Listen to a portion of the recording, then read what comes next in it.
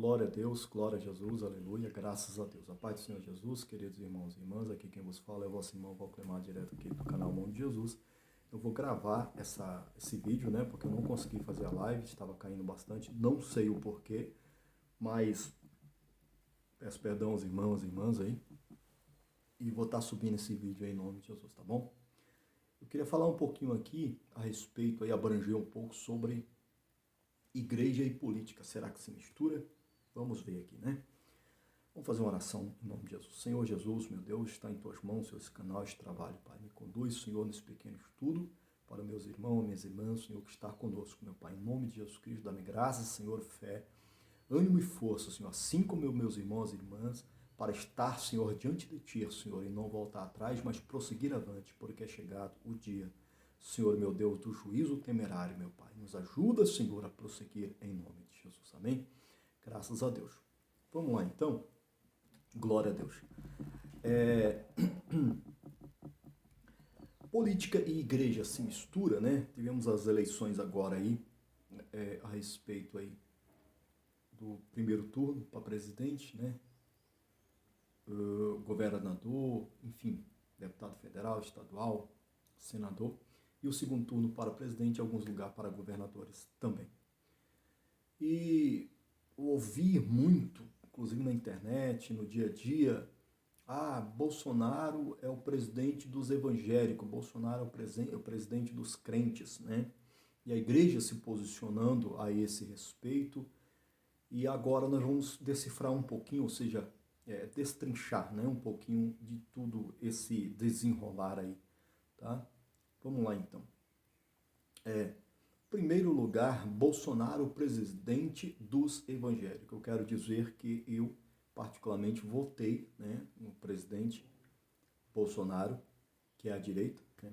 Claro, pelas pautas que ele tem trazido, a melhoria para a família, né? E muitos pontos aí eu votei sim, né? E votaria de novo, votei no primeiro, votei no segundo.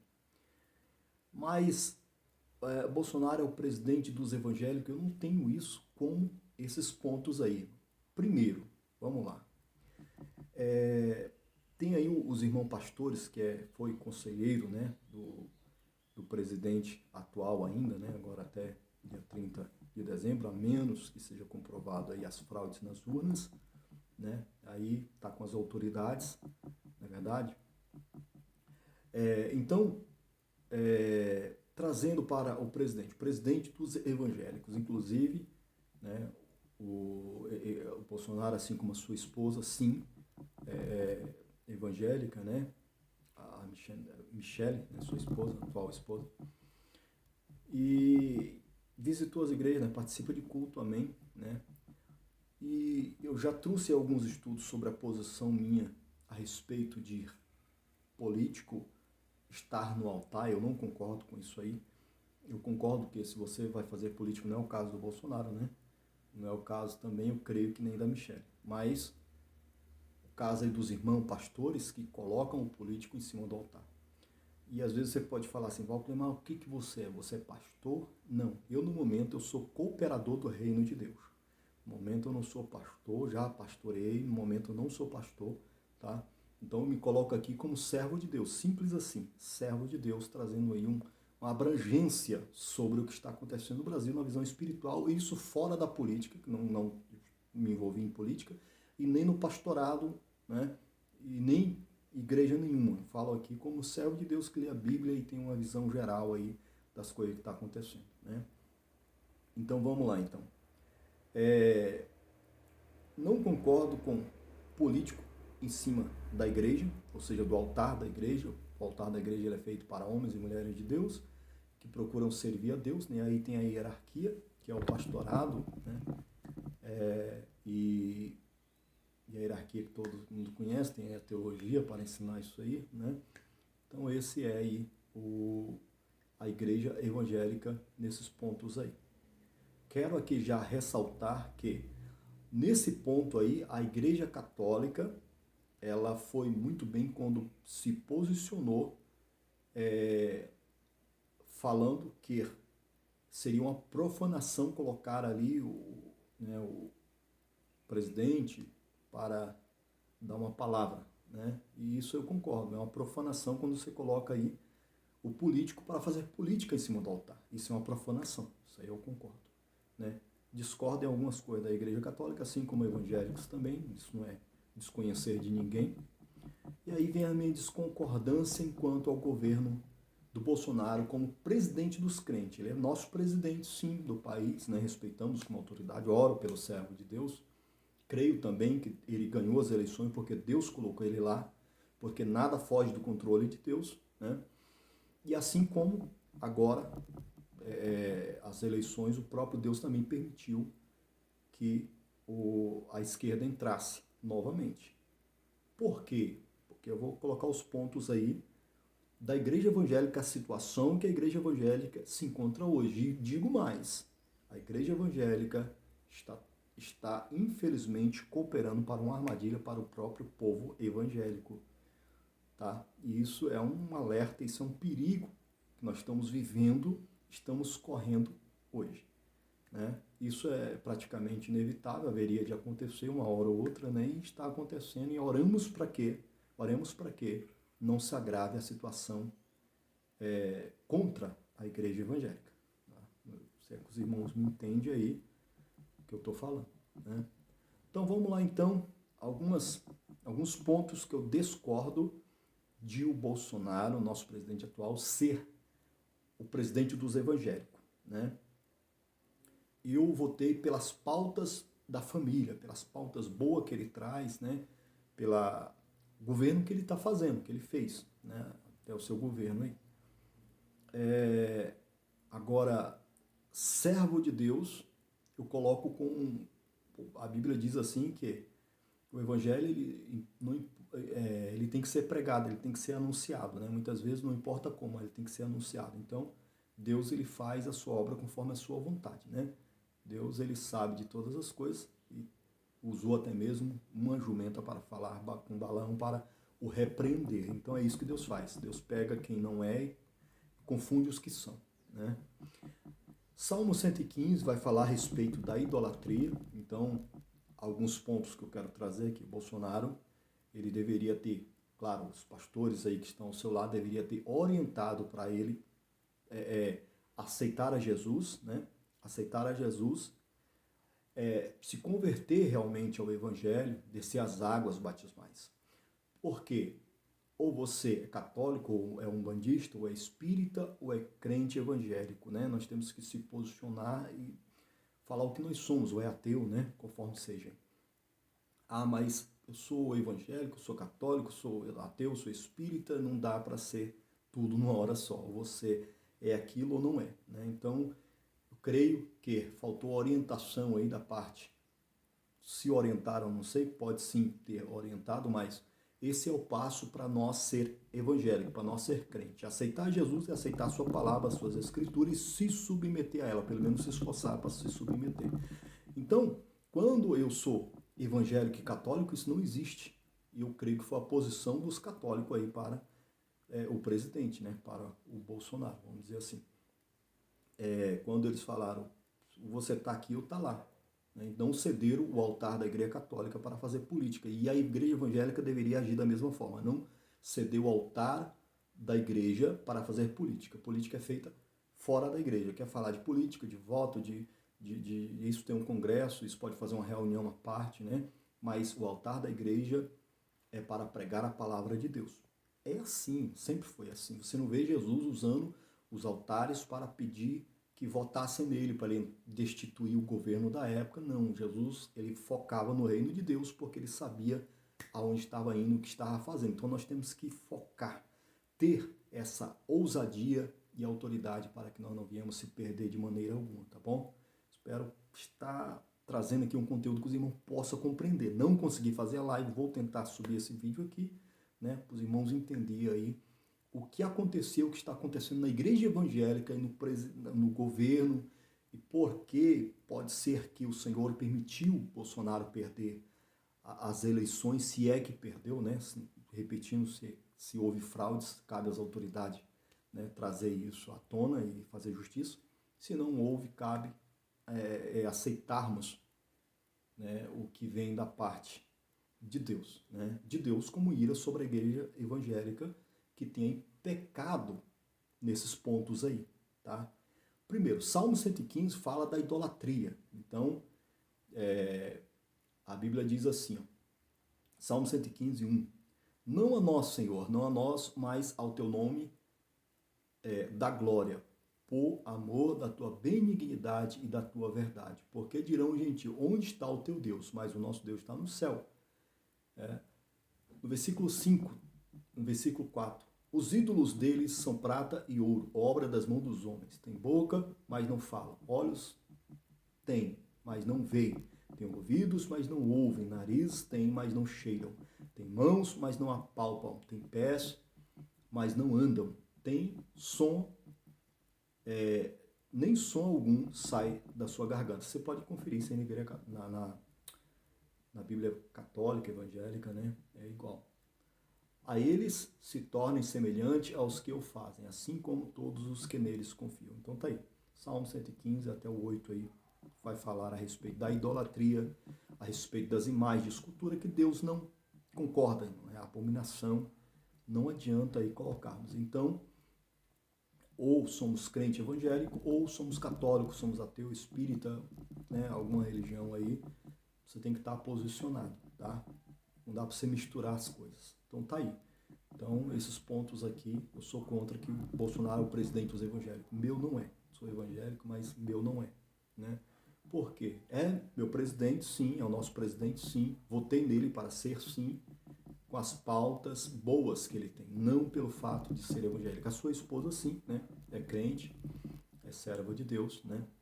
E então tá mais enquadrada aí no lado evangélico, não se posicionou como católica, mas é evangélica, né?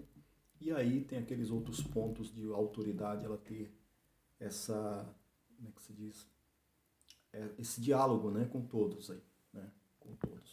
Não fazendo exceção de pessoas e nós também, né? Então são alguns pontos que eu estou trazendo aqui a respeito da igreja se mistura com política, né? E por que Bolsonaro, Deus permitiu que Bolsonaro perdesse as eleições e entrasse, ou seja, e o PT ganhasse, tendo que a gente se posicionou contra a esquerda, né? Então tá aí alguns pontos aí que Deus pode ter permitido essas eleições aí de a direita perder, infelizmente, né? Seja feito segundo a vontade de Deus. Então nós vamos aqui em Mateus, você pode dizer assim, mas é o Antigo Testamento, né? Salmo 115, falando da idolatria, inclusive no meu canal tem estudo sobre isso aí. Ah, mas isso é no Antigo Testamento. Então Mateus capítulo 4, Jesus, ele vai reforçar isso aí na tentação no deserto, quando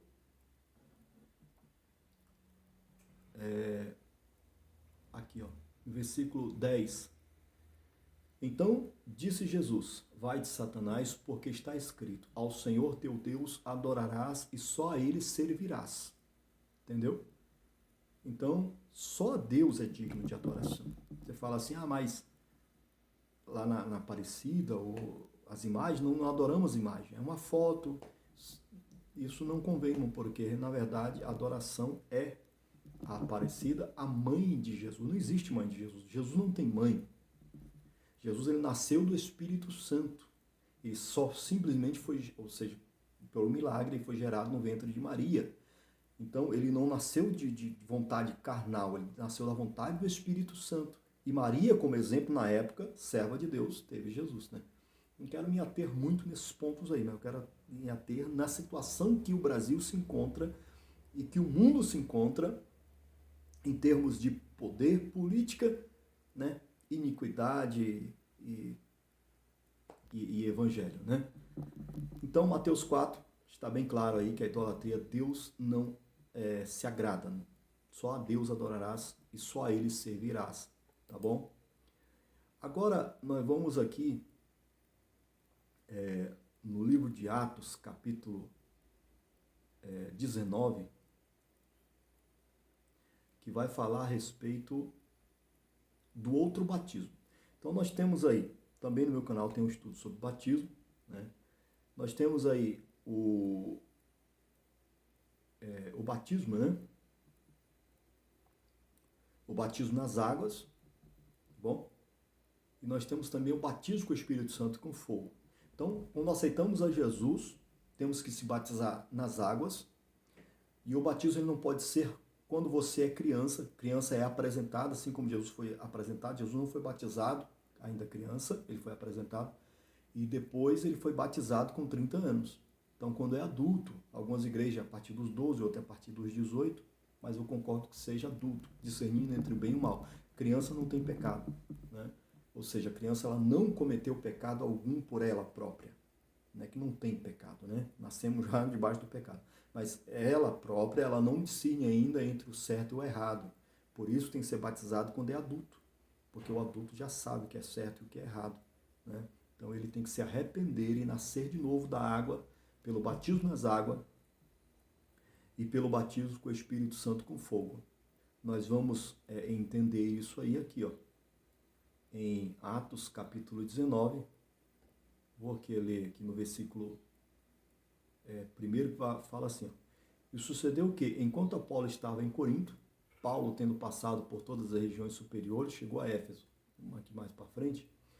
Versículo 3. Perguntou-lhe então, Atos 19, 3. Em que sois batizado? Então eles disseram, no batismo de João. O batismo de João é o mesmo batismo de Jesus. João batizou Jesus. É o mesmo batismo, tá bom? Em nome do Pai, do Filho e do Espírito Santo, tá?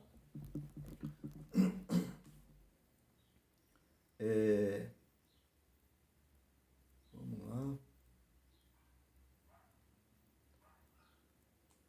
Então, o batismo correto é o batismo que Jesus foi batizado, em nome do Pai, do Filho e do Espírito Santo. Coloquei. Deixa eu ver se eu encontro aqui para os irmãos. Só um minutinho.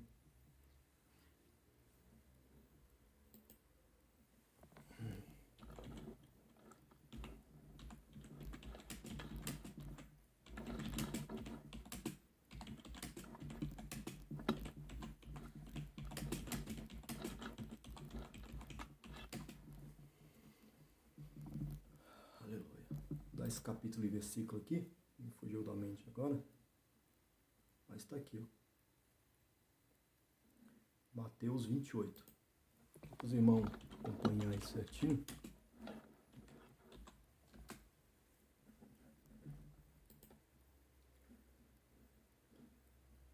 Glória a Deus. Então você pode conferir na sua Bíblia aí.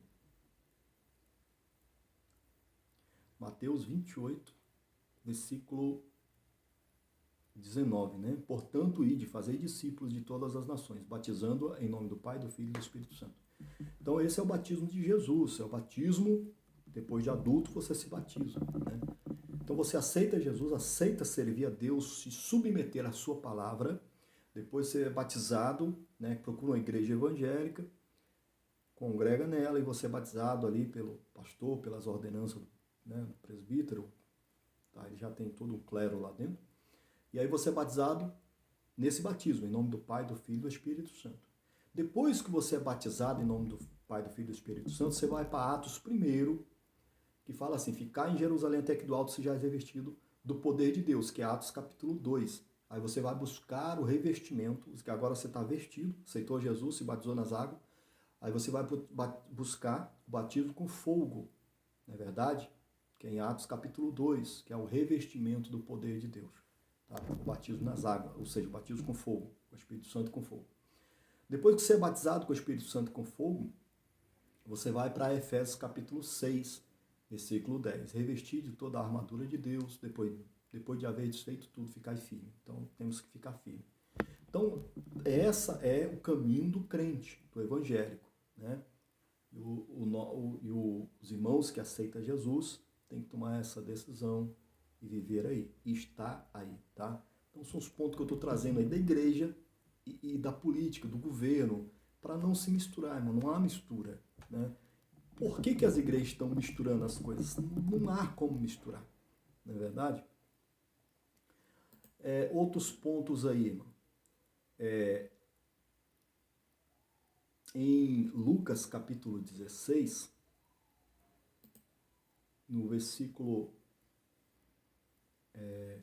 16, vai falar a respeito também, porque não é só aceitar Jesus e está tudo resolvido. Batizar nas águas, ser batizado com o Espírito Santo com fogo, está tudo resolvido. Não é só isso. Porque nós temos também a nossa conduta. Em Lucas, capítulo 16, versículo 16, fala assim: a lei e os profetas duraram até João. Desde então é anunciado o reino dos céus. E todo homem emprega força para entrar nele. Então temos que empregar força com a nossa conduta. É fácil? Não é fácil, né? Mas aí entra também a nossa vida, né? Temos que ter uma esposa só, casar com uma esposa só, né? Manter a nossa família, a nossa vida. Então, esses pontos aí também dificultam e pode aí embaraçar nossas vidas para que nós não venhamos servir a Deus como Ele quer que sirvamos. Porque o que vale é a palavra de Deus como rei, não a minha, não a do pastor, não da igreja. Igreja sem Cristo, sem Jesus, já trouxe um estudo sobre isso também, não tem salvação, não tem igreja, tá? Versículo 17, Lucas 16, 17. E é mais fácil passar o céu e a terra do que cair um tio da lei. Versículo 18. Qualquer que deixar sua mulher e casar com outra, adultera. E aquele que casa com a repudiada pelo marido, adultera também. Isso aqui é um peso que temos que observar. Não adianta eu pegar a Bíblia e querer ler só o que eu quero, só o que é bom para mim. E os restos eu passo por cima. Então nós temos que observar isso aqui. Se você está nessa situação, já no segundo, terceiro, quarto casamento, você tem que parar aí, quietar. Pedir misericórdia a Deus para que o Senhor Jesus, né, como é que se diz assim, conserte, vamos dizer assim, a sua vida carnal. Ah, irmão, porque a Bíblia diz que Deus não tem o tempo da ignorância, não traz... Onde está isso aqui? Peraí, só um minuto aí.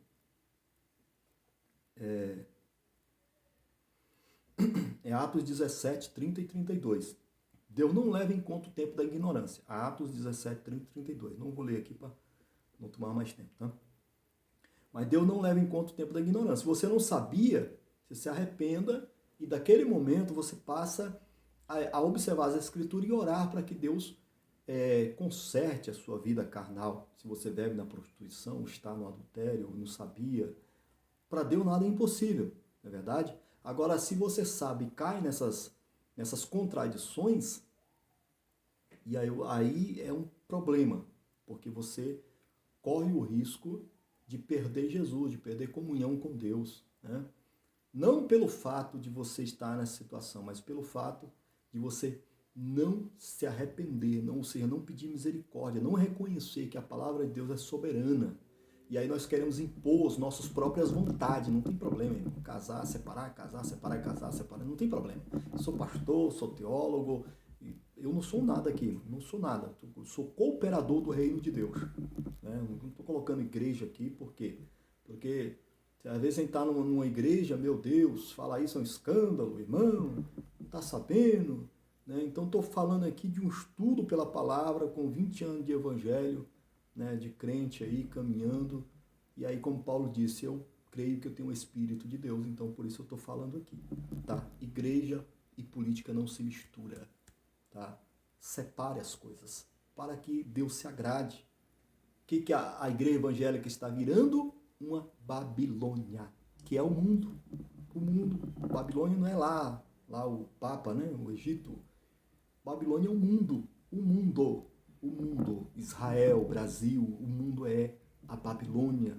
Hoje não tem aonde você diga, eu vou para governo tal, e lá é 100% a palavra de Deus. Israel, Judá, não existe isso aí hoje.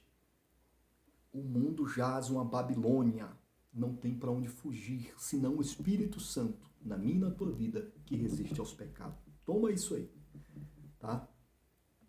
Vamos lá então. Então, já trouxe aí alguns capítulos e versículos a respeito de casamento, a respeito de idolatria, a respeito das posições do governo.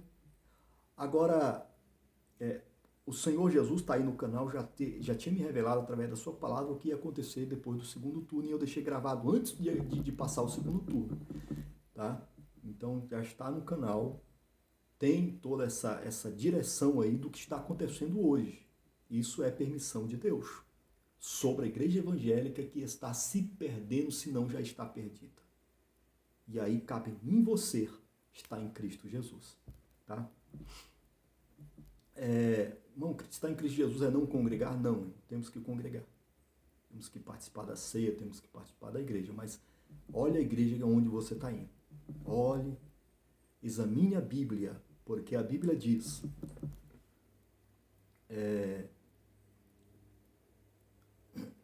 aqui...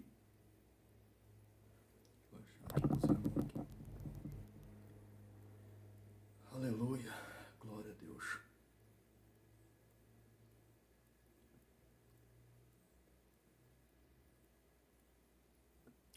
A Bíblia diz que errais por não conhecer a Escritura nem o poder de Deus, né? Então, examine a Bíblia e venhamos aí estar na presença de Deus.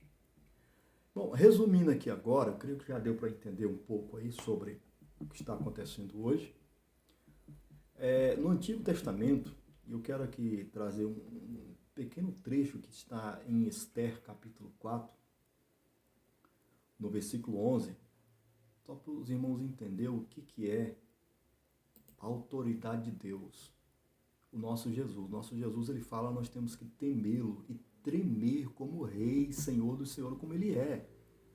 Agora nós queremos pegar a palavra de Deus e dizer, não, mas o irmão não estudou, o irmão não fez teologia, o irmão está falando besteira, né? E não teme a palavra de Deus. É o que a Bíblia está falando aí, que em Lucas capítulo 16, versículo 15, ele fala para os fariseus, né? Vós sois aqueles que justificai a vós mesmo. Lucas 16, 15. É isso que está acontecendo hoje. E não é assim.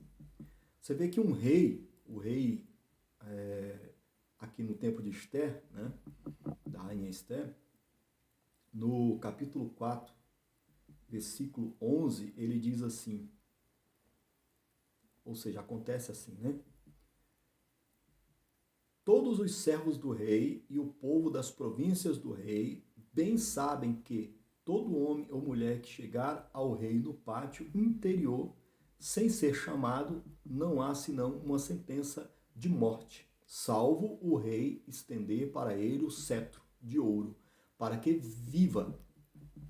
E eu, nestes 30 dias, não tenho sido chamado para ir ao rei. Tá? Então, Esther falando aqui para Mardoqueu, que Mardoqueu pediu para ela ir diante do rei, pedir clemência, né? Revogar uma lei que tinha sido contra o povo de Deus, né? E Esther falou, não, o rei não me chamou lá. Se ele tivesse me chamado, aí eu falaria, mas ele não me chamou. E ele só aceita quem ele chamar. Essa é a autoridade de rei, não é verdade? Então, eu estou trazendo aqui, no livro de Esther, capítulo 4, a respeito do rei Assuero, né? Do rei Assuero aqui na época. Para os irmãos entender que Jesus é rei, por que nós não respeitamos a palavra dele como rei e Senhor? Como que eu vou fazer uma petição se o Senhor Jesus não menciona o meu nome lá no livro da vida, que está lá em Apocalipse? Capítulo 22, capítulo 22, versículo 15, né? Fala quem vai ficar de fora e quem vai herdar o reino de Deus. Então, eu preciso estar enquadrado dentro das Escrituras, para mim ir diante de Deus e pedir, Espírito Santo, eleva as minhas petições até o Senhor Jesus. Talvez as minhas orações sejam aceitas. Não é qualquer oração que o Senhor aceita. Tem oração, inclusive da igreja evangélica, que é a abominação diante de Deus, porque vive do seu jeito, do seu bem-estar, do seu bel prazer, não teme a Deus, não procura se consertar e quer que Deus ouça e atenda. Não é assim. Tá aí, Esther, mulher do rei Assuero, para entrar diante do rei, ele disse, ele tem que me chamar. Eu sou mulher do Cordeiro. Mas para me entrar diante de Jesus e ele aceitar minhas orações e responder, ele tem que me aceitar. Mas como assim? Mas Deus aceita todo mundo, Jesus aceita todo mundo. Sim, mas nós temos que andar conforme as suas escrituras para que nós venhamos ter comunhão com ele. Então, muitas orações são impedidas. Isaías 59, por causa dos nossos pecados, dos nossos erros, porque eu não quero aceitar, porque não é assim, porque eu quero e Deus quer. Pronto, é assim. E não é. Você não é rei, você não é Jesus, e é Jesus conforme a sua palavra, as suas escrituras, que vai nos aceitar diante dele. Então tá aí, foi profetizado, ou seja, foi profetizado, não, outra coisa, irmão, profecia não é falar. Profecia, ela vem do Espírito Santo. Eu profetizo, irmão, para com isso. Profecias, revelação é dada por Deus. Não é assim, eu profetizo. Aí irmão fala, mas Elias falava e Deus respondia. Mas quem é Elias hoje? Quem se compara com Elias? Ah, mas ele era sujeito às minhas dores e paixões e nós também temos... Irmão, é o Espírito Santo que intercede por nós hoje. Elias, no Antigo Testamento, não tinha vindo ainda Jesus, então ele era um homem consagrado, voltado para Deus de uma forma tremenda, escolhido ali para repreender os reis na época. Né? Tanto é que subiu ao céu. Então, se muito, aí eu profetizo, se você se compara com Elias, você vai subir ao céu num carro de fogo. Nem Eliseu subiu ao céu num carro de fogo. Como queremos se comparar com Elias? Tá bom? Então, Deus abençoe, tá?